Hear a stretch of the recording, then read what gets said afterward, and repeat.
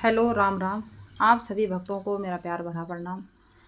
और आज धनतेरस है। धनतेरस की आप सभी को हार्दिक शुभकामनाएं और बधाई। मैं माँ भगवती से हमेशा प्रार्थना करूंगी कि आपके सुखमय जीवन अच्छे से बीते, आपके घर में खुशियाँ आए। और आप सभी को बहुत बहुत बधाई। मैं आप लोगों को एक बात बता दूं कि आज धनतेरस है।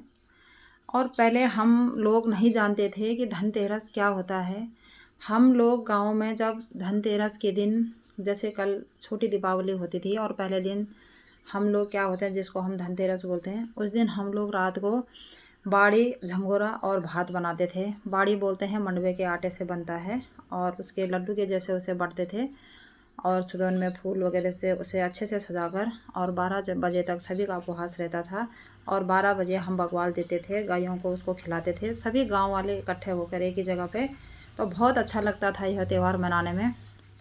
लेकिन आज हम लोग घर से बाहर आ गए तो सभी लोग, आप देख ही रहे हैं कि आज धनतेरस है। बाबा लोग बता रहे हैं झाड़ू खरीदना, हल्दी की गांठ खरीदना, बतासे खरीदना, मिठाई खरीदना। कोई बाबा कह रहे हैं कि इन 5 चीज़ों को खरीदोगे तो आपके घर में बहुत सारी धन लक्ष्मी आ जाएगी। तो मैं आप लोगों को बता दूं, यह सब सुनने में अच्छे लगते हैं, ऐसा कुछ नहीं होता है। आपके जो त्यौहार हैं, आप जिन तरीक़ों से इन त्यौहारों को मनाते थे, आप भक्ति और भाव से इन त्यौहारों को उसी तरीके से मनाया करें। तो वही हमारे लिए अच्छा होगा और वही सही है। आज बहुत कुछ बता रहे हैं कि ऐसा करना था, वैसे करना था। तो मैं तो इन चीज़ों में बिल्कुल भी वो नहीं रखती हूँ। मेरा जो सिद्धांत है, मेरा जो हमारा जो कार्य है, हम उसी को करते हैं। बाकी आप लोग जैसा चाहते हैं आप लोग वैसा कर सकते हैं। लेकिन आप जो पहले से करके आ रहे हैं, आप उस चीज़ को ना भूलें, उसको अवश्य करना चाहिए। यही हमारा धर्म बताता है, यही हमारा धर्म है। और आज कलयुग है। कलयुग में आप सभी लोगों को पता है कि कलयुग का मतलब है होता क्या है। मैंने एक पहले वीडियो डाली थी, उसमें बताया था आप लोगों को।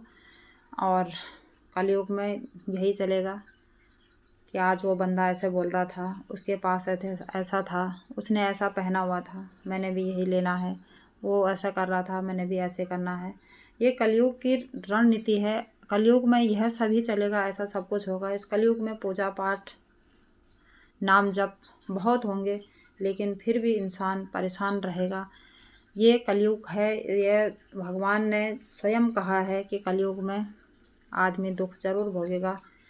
जितनी पूजा पाठ करेगा, जितना नाम जप करेगा, कष्ट उसे ज़रूर मिलेगा। क्योंकि हम सतयुग के हिसाब से वह कार्य नहीं कर पाते हैं, हम उस कार्य को कलयुग के हिसाब से कर रहे हैं, इसलिए हमें उसके फल उस हिसाब से नहीं मिलता है। यह आप 100% समझ जाइए। हम लोगों के पास आज की डेट में घर है, धन है, दौलत है, ऐश है, आराम है, सब कुछ है, गाड़ी है, बंगला है, लेकिन फिर भी हम लोगों को चैन नहीं है। फिर भी हम लोगों को कहीं ना कहीं हमारा दिमाग, हमारी बुद्धि, हमारा मन कहीं ना कहीं विचलित है, आप लोग भी जानते हैं। तो इस विचलित मन को एकाग्र रखने के लिए हमें सबसे पहले धैर्य रखना होगा। सबसे पहले हमें समानता का भाव रखना पड़ेगा, तभी जाके हम अपने आप को एक सरल इंसान समझेंगे। जैसे हम धर्मपूर्वक रात काटते हैं, वैसे ही दिन भी आ ही जाता है। ऐसे ही दुख काटते हैं तो सुख भी आ ही जाएगा।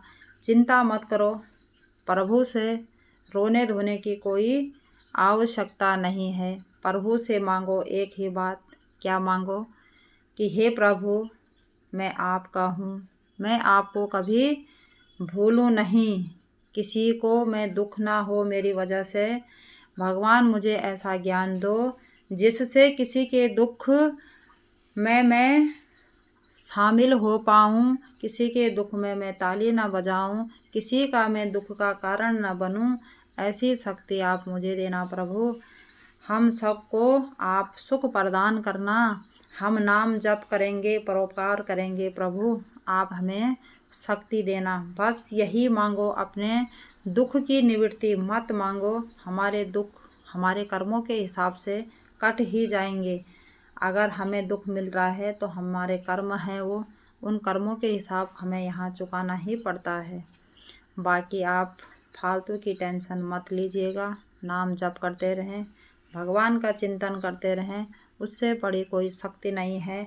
ऐसा नहीं है कि मैं मंदिर में जाऊं, तीर्थ स्थान में जाऊं तभी मुझे भागवत प्राप्ति हो सकती है, ऐसा कदापि नहीं है। ये मैं आप लोगों को बता दूं। आप जितना हो सके अपने घर में मनोबल के प्रति भगवान का नाम जाप कर सकते हैं। कैसे भी करके आप भगवान का नाम जाप करो, वही सबसे बड़ी पूंजी है हमारे पास और यही सबसे बड़ा शक्ति है। आप लोगों को धनतेरस की बहुत बहुत शुभकामनाएं पुनः और हार्दिक बधाई। तुलसीदास जी ने कहा था कि तुलसी तुलसी सब कहे, तुलसी बन गई हार, हो गई राम की कृपा, बन गए तुलसीदास। तो आप लोग भी समझदार हैं, आप लोग सभी जानते हैं। तो जो आज हो रहा है वो तुलसीदास जी ने पहले ही लिख दिया था। तो जो हमारे शास्त्रों में लिखा गया है वो कोई गलत नहीं लिखे गए थे। आज आप लोग सब कुछ देख रहे हैं। आज हर एक के गले में तुलसी की माला है। हर एक इंसान चाह रहा है कि मैं तुलसी धारण कर लूँ, हाथ में मैं माला पहन जाप कर लूँ। तो ऐसा दिखाने से, ऐसे करने से कुछ नहीं होता। अच्छी बात है आप तुलसी धारण कर रहे हैं, तो उस तुलसी को धारण करने का भी एक नियम है। तुलसीदास जी ने बताया था। आज भले ही हम लोग पहन रहे हैं लेकिन हम उसको कर नहीं पा रहे हैं। तुलसी पहनने का अधिकार किसको है, मैंने पहले वीडियो में भी बताया था आप लोगों को कि तुलसी पहनने का अधिकार किसको है। लेकिन आज आप देख रहे हैं हर एक इंसान के गले में तुलसी की माला है।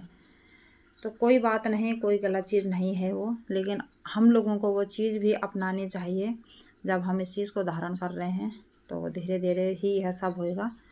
तो आप लोगों भी करना इस चीज़ को, जिन्होंने पहन रखा है। मैंने वीडियो में पहले भी बता रखा है चीज़। और बाकी आप ज़्यादा बाबा लोगों के बातों पर ध्यान न दें। मैं भी सभी बाबों का प्रवचन सुनती हूँ, लेकिन जो मुझे अच्छा लगता है उसे मैं फॉलो करती हूँ, जो मुझे अच्छा नहीं लगता है उसे मैं अनफॉलो कर देती हूँ। तो आज धनतेरस है। बहुत लोग कह रहे हैं कि आज बाबा जी बता रहे थे सुबह प्रवचन में, नाम नहीं बताऊंगी कौन बोल रहे थे, आप लोगों ने भी सुना ही होगा कि आज धनतेरस है और धनतेरस के दिन 13 गुना धन बढ़कर आएगा। तो आप लोग देखना किस किस के घर में ये 5 चीज़ लाने से 13 गुना धन बढ़ा। आप मुझे कमेंट में ज़रूर बताना, कमेंट करके कि किस किस के घर में 13 गुना आया और किसके घर पे नहीं आया। आप लोग ज़रूर बताना मुझे। पैसा, धन दौलत ऐसी चीज़ है, कितना भी आ जाए आदमी के लिए संतुष्टि नहीं होती है। आज से पहले हम झोपड़ी में वास करते थे, झोपड़ी से घर बना, कच्चा घर बना, कच्चे घर से पक्का घर बना, पक्के घर से आज हम गाड़ी घोड़े में घूम रहे हैं, बड़े बड़े बिल्डिंग हैं, कई जगह पे प्लॉटें हैं, लेकिन तब भी हमारे लिए चैन नहीं है, सुख नहीं है। तो कारण क्या है? हमारी जो भोग विलासा है वो दिन प्रतिदिन बढ़ता जाता है। आप प्रभु से मैं तो एक ही बात कहती हूँ, प्रभु आज मुझे आप जहाँ मैं थी, आज जहाँ जिस मोड़ पे आप मेरे को ला रखे हैं, आपकी बहुत बड़ी कृपा है, अनंत कृपा है मेरे ऊपर प्रभु की और मेरी माँ भगवती का। माँ भगवती मेरे आराध्य हैं और माँ भगवती का चिंतन मैं कर लेती हूँ। ऐसा तो नहीं बोल सकती हूँ कि हमेशा करती हूँ, जैसा भी है, पर उनका स्मरण के बिना मेरा एक पल भी नहीं चलता। और आप लोग भी जिसको अपना आराध्य मानते हैं, जो आपके इष्ट देव हैं, आप उनका चिंतन नित्य करें। और बाकी सुख दुख तो लगे हैं, आते रहते हैं, जाते रहते हैं, उससे आप लोगों को घबराना नहीं चाहिए। और आज आप सभी लोग प्रभु का चिंतन करना। तो फिर पुनः आप सभी को बहुत बहुत शुभकामनाएं और बधाई।